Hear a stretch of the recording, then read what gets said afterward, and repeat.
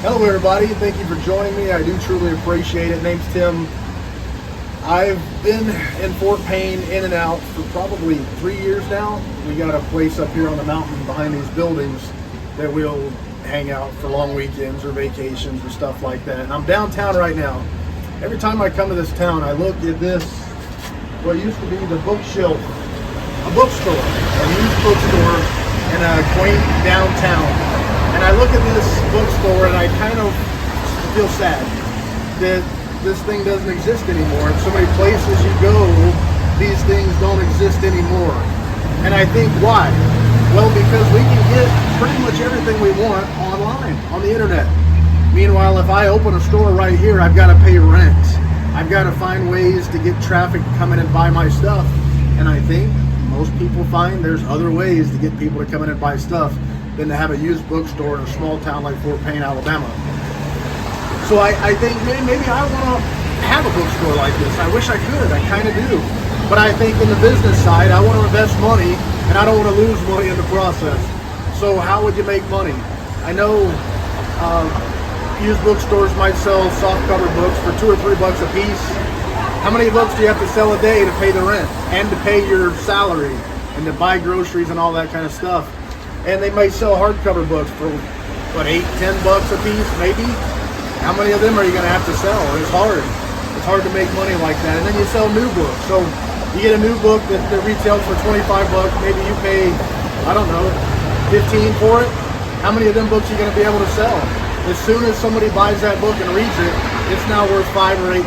So they kind of don't do that stuff anymore. So what else can you do? You can sell limited edition books, and then perhaps in Fort Payne, Alabama, there's 1 or 2 people that would even buy limited edition books.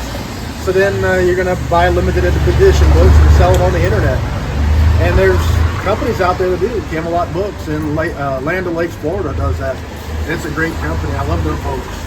And they make, I'm sure they make, I don't know how much money they make, but that's their business and that's what they do. And it's great for people like me to buy books from them, buy them online and stuff like that.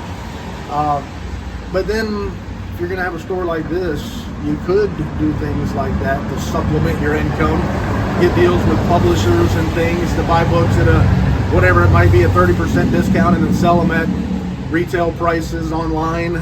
Maybe every once in a while in town locally. But then you're competing with great people like Camelot Books for those nationwide sales. So it's the catch-22, man. I hate to see these things not exist anymore. It's sad that they don't. But when you start thinking about what does it take to make something like this exist today, it probably means losing money or not making money, investing time and energy into businesses that are not going to be profitable, and most of us ain't willing to do that. Most of us can't afford to do that. And then on when I think about the scenarios that might make them successful, then you're competing with other good people. You're hurting their business perhaps. You're fighting with them for sales and stuff. If maybe not even that bad of a problem for them, but you're competing with folks for a market that's already kind of small. And so when I come down this town of Fort Payne and many other towns just like it, it's kind of sad to realize that there probably is no real true answer. That these kinds of things just go away. And every now and then you'll have one floating around in some town here or there. In some of your bigger cities where there's a whole lot more customers to draw from, you may have more success, and we'll see some of those in some of the bigger cities. But still, even at that, if somebody's going to invest money in a business, there are probably other businesses that you can make money on than a used bookstore, and it's kind of a shame. So the moral of this story is sometimes there's problems that really don't have good solutions, and I don't have an answer. I wish I did. Maybe one day I'll come up with something. And when I do, I'll let you know. I promise you.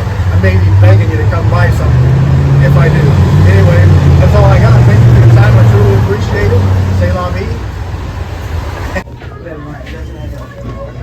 It's a pain in the butt. It's not here. Hello there.